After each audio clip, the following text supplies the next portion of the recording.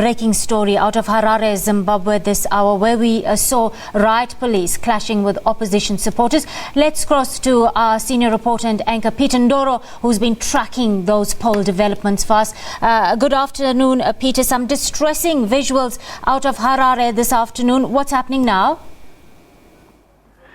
Kirshni, thanks very much indeed. Look, it's still playing out. The police have tried as much as they can to clear the area immediately around the results center here at the hotel where it's all taking place. But we can see vehicles, the army vehicles already on the street. They've been called in to help with the police.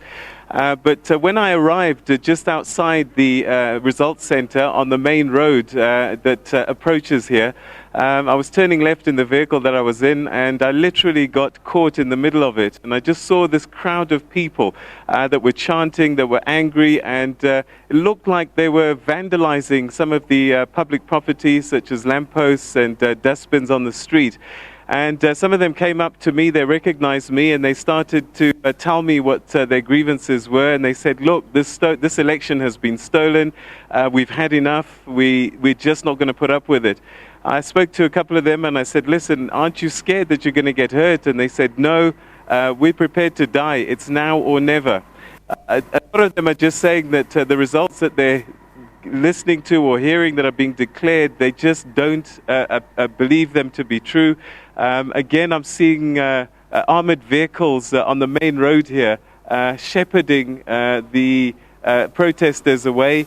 The police were forced to use tear gas as well, and the shots were fired. I'm not sure whether this was live ammunition, whether it was blanks or what it was, but they were fleeing from time to time, but kept on coming back towards the results center. At this stage, they're quite far, and it looks like they've been pushed back quite far, but they're very, very angry, and they're saying that they're not going to accept this result.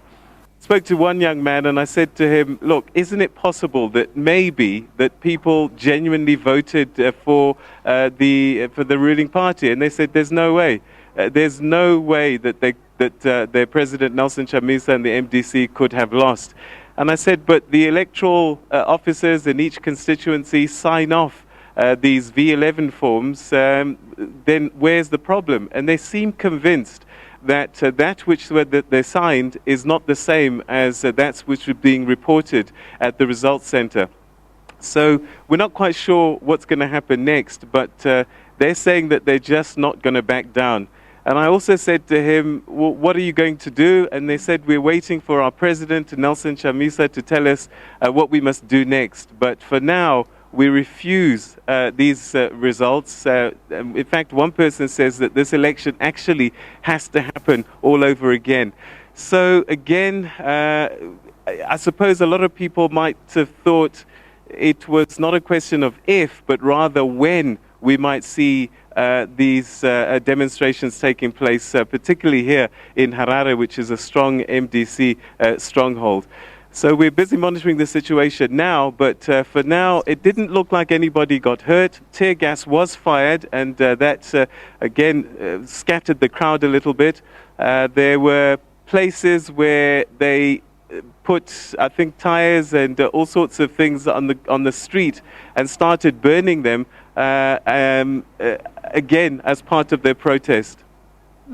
All right, Peter, again, we're seeing more vehicles, army vehicles being deployed on the streets now, but people are trying to escape. On the streets earlier on, the youth, and I'm saying MDC youth because it would appear that they were supporting the party, were intimidating people in their cars. And in fact, one taxi was being beaten with sticks, and that forced the passengers to flee from there. They just seemed to be angry with everybody. And then one person says to a woman that was passing by, are you Mnangagwa's wife? Are you Mnangagwa's wife? And she fled in fear. Peter, we've been speaking to analysts here in the studio who saw those images come out of Harare, and they're not particularly worried that these protests will gain traction. Now, you've covered elections in Zimbabwe yourself on many occasions. What's the mood you gauge on the ground? Do you think these street protests are going to intensify in the coming days? How worried should we be at this stage, Peter? It's difficult to say. I mean, this seems to have been spontaneous, although, we got hints that this might happen when the president of the MDC Alliance was saying that, look, we are not going to accept any result other than a victory. There were hints at that time that they would protect their vote and that they would mobilize and demonstrate. And this perhaps is what we're seeing. What that means in terms of the days ahead, it's very difficult to see or to speculate. But what we have seen is that the security apparatus has escalated.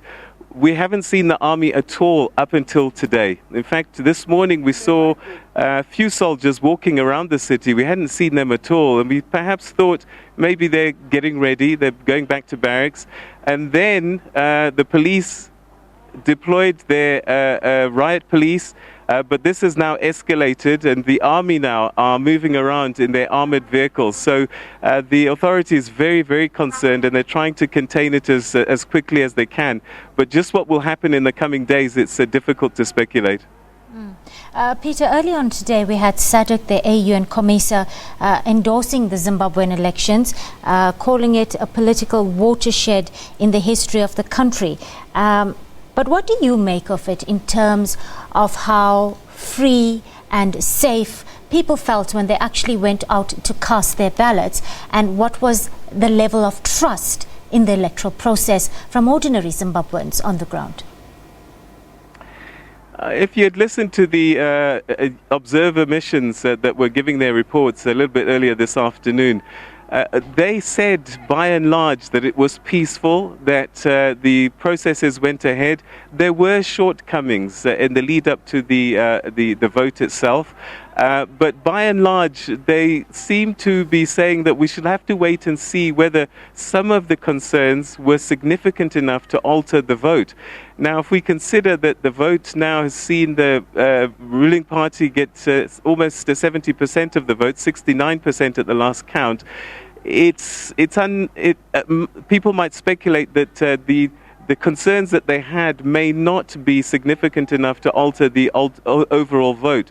So, from where we were seeing, it's going to be quite creative for somebody to rig an entire election, because the electoral officers of each party are at each polling station. Once the votes happen, the votes that are used are checked against the stubs of the voting book, and those numbers must tally even before they count. Then after that, they count, and everybody signs off, and then they put it into the box, they seal the box, and everybody's there. Then those results are signed on the V11. That V11 is then posted outside the polling station. So anybody who has the resources can check the V11s outside the polling station and compare them to the results that are coming through at the results center.